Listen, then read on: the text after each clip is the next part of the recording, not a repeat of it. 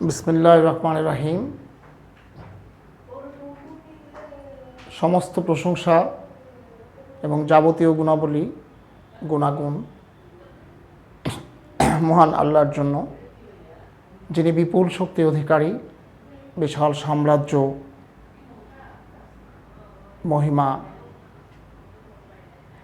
এবং অতুল্য ক্ষমতা অধিকারী, অতুল্য মহত্বের অধিকারী। প্রিয় ছাত্রছাত্রীবৃন্দ, আশা করছি তোমরা সবাই ভালো আছো। আমিও ভালো আছি ইনশাআল্লাহ। আমরা আজকের ক্লাসটি শুধুমাত্র 2022 সালের পরীক্ষার্থী যারা, তাদের জন্য, অর্থাৎ 2020-21 সেশনের একাদশ শ্রেণীর ছাত্রছাত্রীদের জন্য প্রযোজ্য। আমরা বায়োলজি সেকেন্ড পার্ট থেকে চ্যাপ্টার 2 আলোচনা করছিলাম। আজ তারই ধারাবাহিকতায় আমাদের আজকের আলোচ্য বিষয় ফিডিং অ্যান্ড ডাইজেশন। এটাকে আমরা ফিডিং যেটা, অর্থাৎ তাদের যে খাদ্য ফিডিং মেকানিজম বলা যায়, ফিডিং মেকানিজম খাদ্য, অথবা বাংলাতে এটাকে অনেক সময় বলা হয় শিকার ধরার কৌশল। অর্থাৎ বাংলাতে আমরা যদি বলি খাদ্য গ্রহণ প্রক্রিয়া বলতে যেটাকে বোঝানো হবে, ঠিক একইভাবে হাইড্রার জন্য শিকার ধরার কৌশলও একই বলে বিবেচিত হবে। কাজে তোমরা একটা কোশ্চেন লিখতে পারো যে হাইড্রার খাদ্য গ্রহণ পদ্ধতি অথবা শিকার ধরার কৌশল ব্যাখ্যা করো। আমরা মূল আলোচনায় যাবার আগে হাইড্রার খাদ্য সম্পর্কে আলোচনা করি। হাইড্রা একটি ছোট প্রাণী, একেবারেই বলা যায় যে নিম্ন শ্রেণীর প্রাণী, এবং যদিও এটি খালি চোখে দেখা যায়, তার আকৃতি অনেক ছোট, এবং সে তার যে খাবারগুলো খাদ্য তালিকায় যেটি রয়েছে সেটি হচ্ছে তার প্রধান পছন্দনীয় খাবার হচ্ছে আর্থ্রোপোডা পর্বের ক্রাস্টেসিয়া শ্রেণীর সাইক্লপস।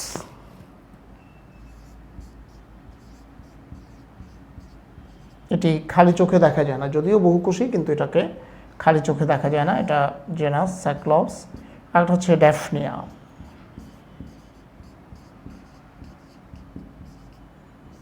এই দুটো তার পছন্দের খাবার তালিকার মধ্যে প্রথম দিকেই আছে। সাইক্লপস এবং ড্যাফনিয়া দুটোই হচ্ছে ক্রাস্টেসিয়া শ্রেণী, আর্থ্রোপোডা পর্বের ক্রাস্টেসিয়া শ্রেণী প্রাণী। তবে এ থেকে দুটো কোনোটাকেই খালি চোখে দেখা যায় না। কিন্তু তোমরা ছবিতে দেখবে বেশ বড় ছবি, সেটি হচ্ছে বিবর্ধিত চিত্র, খালি চোখেটি দেখা যায় না। ছবিতে বইতে যেটা দেখানো হচ্ছে সেটা তো হাইড্রা থেকে বড় করে দেখানো হয়েছে, আসলে এটা আণুবীক্ষণিক, যদিও বহুকোষী এবং আর্থ্রোপোডা পর্বের প্রাণী। আর্থ্রোপোডা পর্বের ক্রাস্টেসিয়া শ্রেণী, অর্থাৎ চিংড়ি যেই গ্রুপটাতে, সেই গ্রুপের প্রাণী। তো এটা তাদের খাদ্য তালিকার মধ্যে রয়েছে। এছাড়া তারা মোটামুটি তাদের সীমানার মধ্যে হিপনোটক্সিন কিংবা এনজাইম নিঃসরণ করে যে প্রাণীগুলোকে কাবু করা যায়, সেই ধরনের প্রাণীগুলোই তারা খাদ্য হিসাবে গ্রহণ করে। আর তাদের পছন্দনীয় খাবার হচ্ছে মাছের ডিম। বিভিন্ন মাছ যে ডিম পাড়ে সেই ডিমগুলো তাদের খাবার। এছাড়া তারা খাদ্য হিসাবে গ্রহণ করে কাইরোনোমিড লার্ভা, অর্থাৎ অ্যানিলিডা পর্বভুক্ত কিছু লার্ভা। তাহলে আমরা বললাম যে হাইড্রা কী কী খাবার গ্রহণ করে। প্রথমত তার দেহের চেয়ে অনেক ছোট, যেটি তার ক্যাপাসিটির ভেতরে, অর্থাৎ যাকে হিপনোটক্সিন নিক্ষেপণের মাধ্যমে যাকে অবশ করতে পারবে, আয়ত্ত করতে পারবে, এ ধরনের ছোট প্রাণী, তার দেহের তুলনায় অনেক ছোট প্রাণীকে সে খাদ্য হিসাবে গ্রহণ করে। এছাড়া মাছের ডিম খাদ্য হিসাবে গ্রহণ করে। প্রাণীদের মধ্যে আমরা বললাম যে সাইক্লপস এবং ড্যাফনিয়া এই দুটো প্রধান। এছাড়া অন্য যে ইয়েগুলো আছে সেটা বলছি যে মাছের ডিম, এটাও তারা পছন্দনীয় খাবার তাদের। তাহলে আমরা প্রথমে খাদ্য আলোচনা করলাম। খাদ্যের সাথে আরেকটা সম্পর্ক, সেটা একটা জ্ঞানমূলক প্রশ্ন আসতে পারে যে পুষ্টি কাকে বলে। হাইড্রার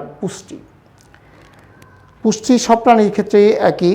তো পুষ্টি কাকে বলে এই প্রশ্নের জবাবে আমি বলি, তোমরা লিখে নাও। তোমরা সবসময়ই কাগজ কলম নিয়ে ক্লাসটা শোনার আগে কাগজ কলম নিয়ে রেডি থাকবে, যে জিনিসগুলো লেখার সেগুলো লিখে নেবে।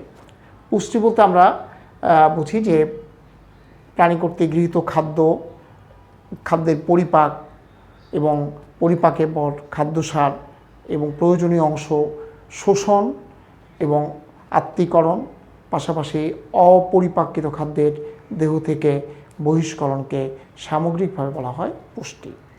একটা খাদ্য গ্রহণ করলো, প্রাণীটা পরিপাক হলো, যেমন প্রোটিনজাত খাদ্য খেলো, তাহলে সেটা পরিপাকের ফলে অ্যামিনো অ্যাসিডে পরিণত হবে।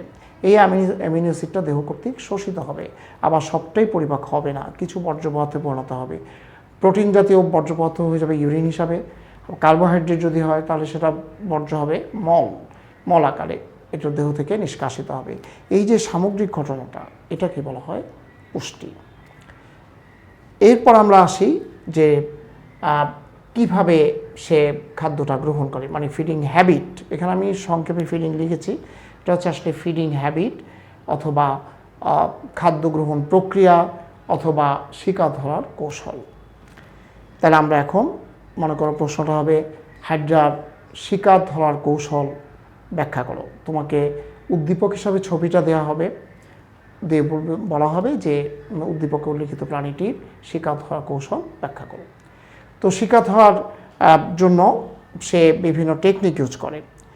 আমরা উন্নত প্রাণী, কাজে আমাদের ও ধরনের আমাদের টেকনিকটা উন্নত, কিন্তু সে যেহেতু হাইড্রা নিম্ন শ্রেণীর প্রাণী, কাজেই সে তার নিজস্ব কিছু টেকনিক আছে, সেগুলো সে ব্যবহার করে, আমরা সেগুলোই আলোচনা করব। প্রথমে হাইড্রা বলে রাখি যে হাইড্রার তো চোখ নেই, কাজে সে দেখে না। সে সংবেদী কোষের মাধ্যমে শত্রু হোক, মিত্র হোক, খাবার হোক, যাই হোক, তার উপস্থিতি সে টের পায়। তাহলে সে প্রথমেই কোষিকাগুলোকে, মানে ক্ষুধার্ত একটা হাইড্রা, সে কোষিকাগুলোকে সতর্ক অবস্থায় রাখে। যখনই কোষিকার পাশে কোনো খাবার বা শিকার চলে আসে, তখন সে প্রথমেই, আমরা গত ক্লাসে কিন্তু নিমাটোসিস্ট আলোচনা করেছিলাম, সেখানে 4 ধরনের নিমাটোসিস্ট আলোচনা করেছিলাম: প্যানিট্রেন্ট, ভলভ্যান্ট, স্ট্র্যাপটোলিন গ্লুটিনান্ট এবং স্টেরিওলিন গ্লুটিনান্ট। স্ট্র্যাপটোলিন গ্লুটিনান্ট এবং স্টেরিওলিন গ্লুটিনান্ট 4 ধরনের নিমাটোসিস্ট আমরা পড়েছিলাম। তো এখানে সে শিকার যখন কাছাকাছি চলে আসে, তখন সে প্রথমেই সে বুঝতে পারে যে শিকার তার টেরিটরির মধ্যে চলে আসছে, তখন সে প্রথমেই ভলভ্যান্ট নেমাটোসিস্টকে ব্যবহার করে। তো ভলভ্যান্ট নেমাটোসিস্টের আমরা গত দিন ছবিতে দেখিয়েছিলাম ভলভ্যান্ট নেমাটোসিস্টের এ ধরনের ভলভ্যান্ট নেমাটোসিস, এ ধরনের একটা গঠন, অর্থাৎ তাদের সূত্রকটা পেঁচানো অবস্থায় থাকে। এভাবে এটাই হলো ভলভ্যান্ট নেমাটোসিস্টের সূত্র। তো এই সূত্র দিয়ে সে সূত্রটা নিক্ষেপ করে ভলভ্যান্ট নেমাটোসিস্টের সূত্রকে মাধ্যমে শিকারকে পেঁচিয়ে ধরে। তারপর কি করে, এরপর সে গ্লুটিনান্ট নেমাটোসিস্টের মাধ্যমে তোমার আঠালো রস ক্ষরণ করে।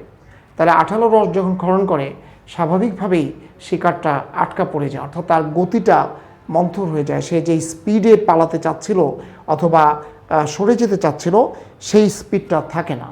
সেই স্পিড না থাকার কারণে হাইড্রা তাকে আরও ক্যাপচারিং একটা সুযোগ পায়। এবং এরপর কী করে, যখন আঠালো পদার্থ দিয়ে সে যেতে পারছে না কিন্তু চেষ্টা করছে, মানে যদি শিকারটা খুব বেশি চঞ্চল হয়, তখন হাইড্রা প্যানিট্রেন্ট নেমাটোসিস্টের মাধ্যমে হিপনোটক্সিন নিক্ষেপ করে। আমরা গত ক্লাসে বলেছিলাম হিপনোটক্সিন এক ধরনের জৈব রাসায়নিক পদার্থ, যার মূল উপাদান প্রোটিন এবং ফেনল। তাহলে এই হিপনোটক্সিন নিক্ষেপণের মাধ্যমে সে শিকারকে অবশ করে ফেলে। অবশ করে তারপর শিকার তো নিস্তেজ হয়ে যায়। এই নিস্তেজ শিকারকে সে আস্তে আস্তে কোষশিকার মাধ্যমে গলাধঃকরণ করে। তো আমরা এটাই হচ্ছে শিকার ধরার কৌশল। অর্থাৎ প্রথমে আমি আবার বলছি জিনিসটা, মনে করো এখানে আমরা যদি একটা শিকারকে আমরা দেখাই, মনে করো এটা একটা শিকার, তার হাইড্রা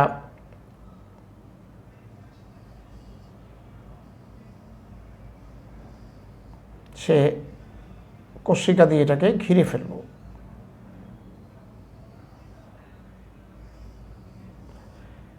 মনে করো প্রথম পর্যায়ে সে এটাকে, এখানে কোষিকা তো আরও আছে, এখানে কোষিকা অনেকগুলো থাকে, তো এগুলো দিয়ে সে মোটামুটি যেটাকে কাজে লাগবে সেটা দিয়ে ঘিরে ফেললো। তারপর একটা পর্যায়ে সে এখানে এটাকে আরও নিচে নিয়ে আসলো। প্রথমে গ্লুটিনান্ট নেমাটোসিস্টের, যেটা বলছিলাম যে প্রথমে ভলভ্যান্ট নেমাটোসিস্ট নিক্ষেপ করে শিকারকে পেঁচিয়ে ফেললো। পেঁচিয়ে ফেলে এখানে নিমাটোসিসটা একটা বৈশিষ্ট্য হচ্ছে যে নিমাটোসিসটা তোমার একবার ব্যবহার করলে সেকেন্ড টাইম সে ব্যবহার করতে পারে না, সেখানে নতুন নিমাটোসিস গঠন করে ইন্টারস্টিশিয়াল কোষ। তাহলে সে প্রথমে পেঁচিয়ে ধরলো, পেঁচিয়ে ধরার পরে গ্লুটিনার নেমাটোসিস্টের মাধ্যমে ভলভেন নেমাটোসিস্টের মাধ্যমে সে শিকারকে পেঁচিয়ে ধরে, তারপর সে আঠালো রসক্ষরণ করে গ্লুটিনার নেমাটোসিস্টের মাধ্যমে। তাহলে পুরো শিকারটা এই ধরনের একটা আঠালো রসের ভিতরে আটকা পড়ে যায়, হ্যাঁ আটকা পড়ে যায়। তাহলে সে খুব বেশি ছুটোছুটি করার সুযোগ তার থাকে না। যখনই আটকা পড়ে যায় তখনই সে কিন্তু সে চেষ্টা করে চলে যেতে, তখন হিপনোটক্সিন নিক্ষেপ করে এবং হিপনোটক্সিন নিক্ষেপ করার সাথে সাথেই যে মানে যে শিকার প্রাণীটা সেটা নিস্তেজ হয়ে পড়ে বা মারা যায়। তখন সে আস্তে আস্তে কোষিকার মাধ্যমে এটাকে মনে করো ঠিক এখানে নিয়ে আসে, মুখছিদ্রের মাধ্যমে সিলেন্টেরনে নিয়ে আসে। তাহলে এই সিলেন্টেরনে সে মুখছিদ্রের মাধ্যমে যে গলাধকরণ করলো, এর মাধ্যমেই এই পর্যন্তই হচ্ছে শিকার ধরার কৌশল, অর্থাৎ শিকারটা সেই গলাধকরণ করলো। হ্যাঁ, তাহলে এই হচ্ছে হাইড্রার ফিডিং হ্যাবিট অথবা শিকার ধরার কৌশল। এখন আমরা নেক্সট পয়েন্টে আসছি। আমরা এখন ফিডিংটা আলোচনা করেছি, এটা আমরা আলোচনা করেছি। এখন নেক্সট হচ্ছে ডাইজেশন বা পরিপাক। তাহলে প্রথমে আমরা আসি যে পরিপাক কাকে বলে। পরিপাক হচ্ছে প্রাণী কর্তৃক গৃহীত খাদ্য বিভিন্ন হরমোনের পরোক্ষ প্রভাবে এবং এনজাইমের কার্যকারিতা বা এনজাইমের প্রত্যক্ষ প্রভাবে যখন ভেঙে জটিল, অদ্রবণীয় এবং অপরিশোষণযোগ্য খাদ্য সরল, দ্রবণীয় এবং পরিশোষণযোগ্য অবস্থায় পরিণত হয়, তাকেই পরিপাক বলে। আমি আবার বলছি যে প্রাণী কর্তৃক গৃহীত খাদ্য হরমোনের পরোক্ষ প্রভাবে এবং এনজাইমের বা উৎসেচকের প্রত্যক্ষ প্রভাবে বা কার্যকারিতায় জটিল, অদ্রবণীয় এবং অপরিশোষণযোগ্য খাদ্য ভেঙে যথাক্রমে সরল, দ্রবণীয় এবং পরিশোষণযোগ্য অবস্থায় পরিণত হয়, সেই প্রক্রিয়াকেই পরিপাক বলে। এখন আসি আমরা যে পরিপাক আসলে দুই ধরনের, একটা হচ্ছে বা বহিঃকোষীয় পরিপাক, আরেকটা হচ্ছে অন্তঃকোষীয় পরিপাক। আমরা এখন প্রথম আলোচনা করব বহিঃকোষীয় পরিপাক।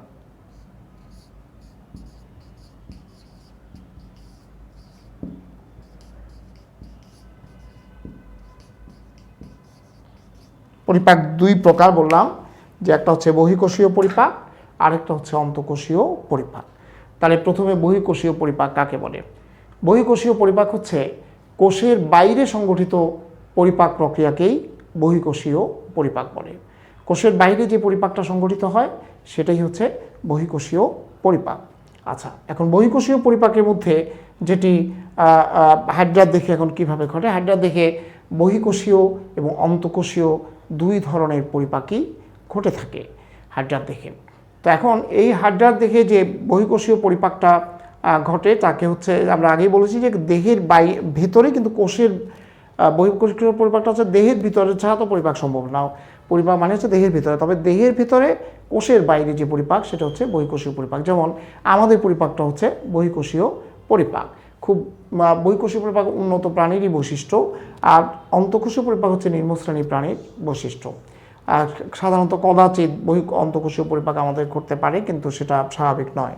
তাহলে বহিঃকোষীয় পরিপাকটা যা আমাদের পাকস্থলীতে যে মনে করো পাকস্থলী, ক্ষুদ্রান্ত্র, বৃহন্ত্রের মধ্যে যে পরিপাকটা ঘটে, এটা একটা লুমেন বা ফাঁকা জায়গার মধ্যে ঘটে। পাকস্থলীটার ভেতরে একটা গহ্বর বা ফাঁকা জায়গা, সেখানে পরিপাকটা হয়। কারণ এই পাকস্থলী এই যে ফাঁকা জায়গাটা, এটা প্রাচীর দ্বারা বেষ্টিত, আর প্রাচীরটা হচ্ছে পাকস্থলী প্রাচীর, যেটা অসংখ্য কোষ নিয়ে গঠিত। তাহলে পরিপাকটা হচ্ছে কোষের বাইরে। এই ধরনের দেহের ভেতরে কিন্তু কোষের বাইরে সংগঠিত পরিপাককে বলা হয় বহিঃকোষীয় পরিপাক। তাহলে এখন এই বহিঃকোষীয় পরিপাকের মধ্যে উল্লেখযোগ্য বিষয় যেটি হাইড্রার ক্ষেত্রে, হাইড্রা আমরা এর আগে ফিডিং হ্যাবিটে দেখেছি যে সে একটা পর্যায়ে খাদ্যটাকে সিলেন্ট্রিয়নের মধ্যে নিয়ে নেয়। তো যখন সিলেন্ট্রিয়নের মধ্যে নিয়ে নেয় খাদ্যটাকে, সিলেন্ট্রিয়নের মধ্যে নিয়ে নেওয়ার পরে সেখানে বহিঃকোষীয় পরিপাকের সূচনা ঘটে। সিলেন্ট্রিয়নটা হচ্ছে একটা গহ্বর এবং এখানে তোমার এনজাইম নিঃসৃত হয়। এনজাইম গ্রন্থিকোষ থেকে এনজাইম নিঃসৃত হয়ে শিকারটা আস্তে আস্তে মারা যায়, কিংবা মারা পরিপাক হয় বলা যায় আংশিক, এবং সেখানে পরিপাকের এনজাইমের সাথে মেশানোর জন্য আমরা জানি যে হাইড্রার অন্ততকে 5 ধরনের কোষ থাকে। সেই 5 ধরনের কোষের মধ্যে বহিঃত্বকীয় কোষের সাথে সবগুলো সম্পৃক্ত, কিন্তু পুষ্টি কোষ যেটা সেই কোষটা অন্তত্বকের মধ্যে আবার 2 ভাগে বিভক্ত। একটা হচ্ছে ফ্লাজেলীয় কোষ বা ফ্লাজেলাযুক্ত কোষ, আর একটা হচ্ছে ঘনপদীয় কোষ। এই ফ্লাজেলাযুক্ত কোষটা এখানে কাজ করে। ফ্লাজেলীয় কোষের ফ্লাজেলার আন্দোলনের মাধ্যমে খাদ্যটা চূর্ণ বিচূর্ণ হয়, অর্থাৎ ছোট ছোট কণায় পরিণত হয়। এই ফ্লাজেলীয় কোষের মাধ্যমে যখন খাদ্যটা বা ইয়েটা চূর্ণ বিচূর্ণ হয়, তখন সেখানে স্বাভাবিকভাবে পরিপাকে উপযুক্ত পরিবেশ সৃষ্টি হয়। এবং তবে এখানে উল্লেখ করা প্রয়োজন যে এখানে পরিপাক, বহিঃকোষীয় পরিপাকে অন্য যে প্রোটিন ছাড়া অন্য যে কার্বোহাইড্রেট বা লিপিড জাতীয় খাদ্য সেগুলো আসলে এখানে পরিপাক হয় না সিলেন্টেরনের মধ্যে। আমাদের বহিঃকোষীয় পরিপাকটা সিলেন্টেরনের মধ্যে হয়। তো এখন এখানে প্রোটিন জাতীয় খাদ্য টা ভেঙে পেপসিন উৎসেচক নিঃসৃত হয়, এবং প্রথম অবস্থায় অ্যাসিডিক পরিবেশ থাকে এবং পরবর্তীতে ক্ষার নিঃসৃত হয়, ক্ষারীয় পরিবেশ তৈরি হয়। তো এখন মনে করা প্রথম এখানে অ্যাসিডিক পরিবেশে পেপসিন নিঃসৃত হয়, এবং পেপসিন প্রোটিনকে ভেঙে পলিপেপটাইডে পরিণত করে।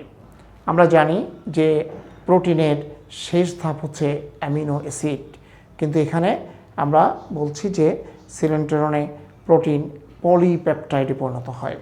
তাহলে পলিপেপটাইডটা হলো একটা মানে বলা যায় যে প্রোটিনের একটা ধাপ, হ্যাঁ, পলিপেপটাইড।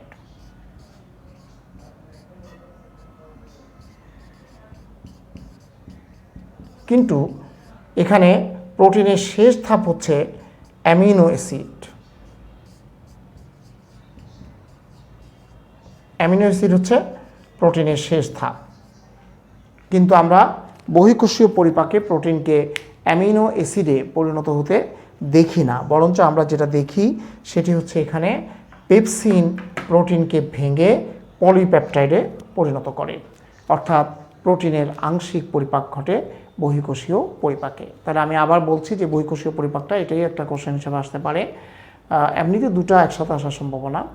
তো যাই হোক, বহিঃকোষীয় পরিপাকটা হলো যে দেহের ভেতরে কিন্তু কোষের বাইরে সংগঠিত পরিপাককেই বলা হয় বহিঃকোষীয় পরিপাক। বহিঃকোষীয় পরিপাক উন্নত প্রাণীর বৈশিষ্ট্য, কিন্তু হাইড্রা নিম্ন শ্রেণীর প্রাণী হলেও তার মধ্যে বহিঃকোষীয় পরিপাকও ঘটে এবং অন্তঃকোষীয় পরিপাকও ঘটে। তাহলে প্রথমে বহিঃকোষীয় পরিপাকটা কীভাবে ঘটে? যে ফিডিং হ্যাবিটে আমরা যেটা বলেছি যে খাদ্য সে মুখছিদ্রের মাধ্যমে সিলেন্টেরনে নিক্ষেপ করে।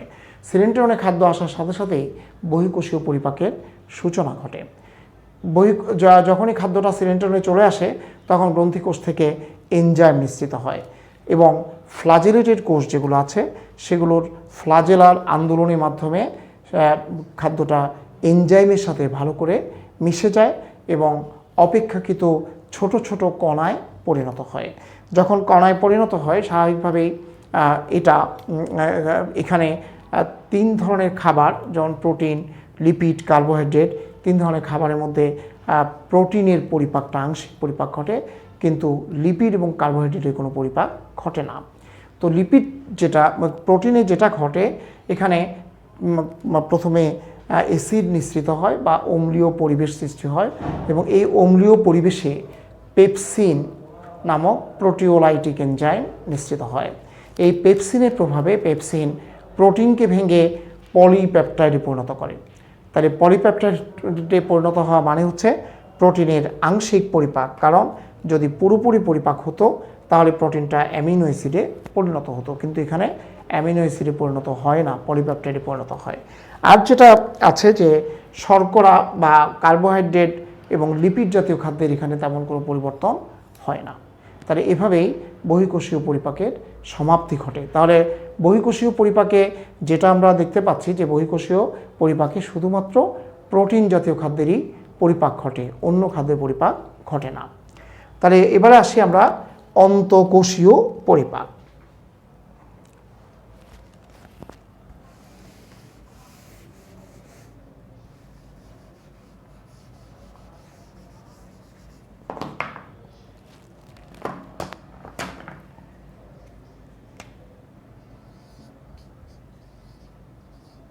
অন্তঃকোষীয় পরিপাক। অন্তঃকোষীয় পরিপাক হচ্ছে যে দেহের ভেতরে তো বটেই, কোষের ভিতরে যে পরিপাকটা হয় সেটাই হচ্ছে অন্তঃকোষীয় পরিপাক। অর্থাৎ দেহের ভেতর অভ্যন্তরে কোষের ভিতরে সংগঠিত পরিপাককেই অন্তঃকোষীয় পরিপাক বলে। অন্তঃকোষীয় পরিপাক উন্নত প্রাণীতে কদাচিৎ ঘটে, কিন্তু অনুন্নত প্রাণীতে হরই ঘটে অন্তঃকোষীয় পরিপাক। তো হাইড্রার আমরা বহিঃকোষীয় পরিপাকটা ঘটেছে সিলেন্টেরনের মধ্যে। সিলেন্টেরনের মধ্যে যখন খাদ্যটা কি পজিশনে থাকে, যে প্রোটিনটা পলিপ্যাপটাইডে পরিণত হয় আর শর্করা এবং লিপিডের তেমন কোনো পরিবর্তন হয় না, সেগুলো যেভাবে ছিল সেভাবেই থাকে। তো এই অবস্থাতে যে আংশিক পরিপাকিত প্রোটিন এবং অন্য যে কার্বোহাইড্রেট এবং লিপিড জাতীয় খাদ্য আছে, এগুলো ক্ষণপদীয় কোষের কার্যকারিতায়, ক্ষণপদীয় কোষ তখন ক্ষণপদ গঠন করে, ক্ষণপদীয় কোষের কার্যকারিতায় এগুলো ক্ষণপদী কোষগুলো গলাধকরণ করে। গলাধকরণ করলে সেখানে প্রথমে অম্লীয় পরিবেশ সৃষ্টি হয় এবং পরবর্তীতে সেখানে ক্ষার নিঃসৃত হয়। সাইটোপ্লাজম থেকে ক্ষার নিঃসৃত হয়ে ক্ষারীয় পরিবেশে প্রথমে অম্লীয় পরিবেশে ট্রিপসিন কাজ করে। ট্রিপসিন ওই যে তোমার সিলেন্টেরনের বহিঃকোষীয় পরিপাকের ফলে যে পলিপ্যাপটাইড সৃষ্টি হয়েছিল, সেই পলিপ্যাপটাইডকে ভেঙে অ্যামিনো অ্যাসিডে পরিণত করে। তাহলে এখানে প্রোটিন পরিপাকটা শেষ হলো। আর ওখানে জটিল কার্বোহাইড্রেটের কোনো পরিপাক হয় না, আর জটিল কার্বোহাইড্রেট সে গ্রহণও করে না। তবে শর্করা অর্থাৎ সরল কার্বোহাইড্রেট যেটি, সেটি ক্ষারীয় পরিবেশে সেখানে অ্যামাইলেজ নিঃসৃত হয় এবং অ্যামাইলেজ শর্করাকে ভেঙে গ্লুকোজে পরিণত করে। লাইপেজ নিঃসৃত হয়, লাইপেজ লিপিডকে ভেঙে ফ্যাটি অ্যাসিড এবং গ্লিসারলে পরিণত করে। অর্থাৎ এখানে পরিপাকটা অন্তঃকোষীয় পরিপাকে প্রোটিন, লিপিড এবং কার্বোহাইড্রেট এই তিন ধরনের খাদ্যেরই খাদ্য পরিপাকে সমাপ্তি ঘটে। তাহলে আমি অন্তঃকোষীয় পরিপাকটা আবার বলছি যে অন্তঃকোষীয় পরিপাকে মূলত খাদ্য সিলেন্টেরন থেকে ক্ষণপদীয় কোষের মাধ্যমে খাদ্যটা ক্ষণপদীয় কোষের ভেতরে পৌঁছায়। যখন ক্ষণপদীয় কোষ এটাকে গলাধকরণ করে ফেলে, তাহলে খাদ্যটা হচ্ছে কোষের ভেতরে, দেহের ভেতরে তো বটেই, কোষের ভেতরে অবস্থা করছে। এই অবস্থায় প্রথমে অ্যাসিড নিঃসৃত হয় সাইটোপ্লাজম থেকে এবং এই অ্যাসিডিক পরিবেশে বা অম্লীয় পরিবেশে ট্রিপসিন নামক প্রোটিওলাইটিক এনজাইম নিঃসৃত হয়। ট্রিপসিন পলিপ্যাপটাইডকে ভেঙে অ্যামিনো অ্যাসিডে পরিণত করে। অন্যদিকে এরপরে ক্ষার নিঃসৃত হয়, ক্ষারীয় পরিবেশে অ্যামাইলেজ তোমার শর্করাকে ভেঙে গ্লুকোজে পরিণত করে, আর লিপিড বা লাইপেজ লিপিডকে ভেঙে ফ্যাটি অ্যাসিড এবং গ্লিসারলে পরিণত করে। এভাবেই হাইড্রার দেখে বহি এবং অন্তঃকোষীয় পরিপাকের সমাপ্তি ঘটে। তাহলে আমরা আজকে যে আলোচনা করলাম, আমরা দুটো বিষয়ে আলোচনা করেছি, তিনটা বিষয়। একটা হচ্ছে হাইড্রার খাদ্য, প্রধানত তিনটি বিষয়: হাইড্রার খাদ্য, তারপর হচ্ছে সে খাদ্য ধরার কৌশল, সেটা আলোচনা করেছি, বা শিকার ধরা কৌশল অথবা ফিডিং হ্যাবিট, আর আলোচনা করেছি ডাইজেশন এবং ডাইজেশনের মধ্যে পরিপাকের মধ্যে অন্তঃকোষীয় পরিপাক, বহিঃকোষীয় পরিপাক। এছাড়া আমরা ছোট প্রশ্ন হিসেবে আলোচনা করেছি পরিপাক কাকে বলে, পুষ্টি কাকে বলে, বহিঃকোষীয় পরিপাক, অন্তঃকোষীয় পরিপাক বলতে কি বোঝাও। তাহলে তোমরা এই প্রশ্ন যেভাবে আমি বলছি এভাবেই আসবে ইনশাল্লাহ, তোমরা এভাবেই প্রস্তুতি নাও। আজকে ক্লাসটা আমি এখানেই শেষ করতে যাচ্ছি। তো আগামীতে আরেকটা বিষয় নিয়ে হাজির হব ইনশাআল্লাহ। সে পর্যন্ত সবাই ভালো থেকো, সুস্থ থেকো। আল্লাহ হাফেজ।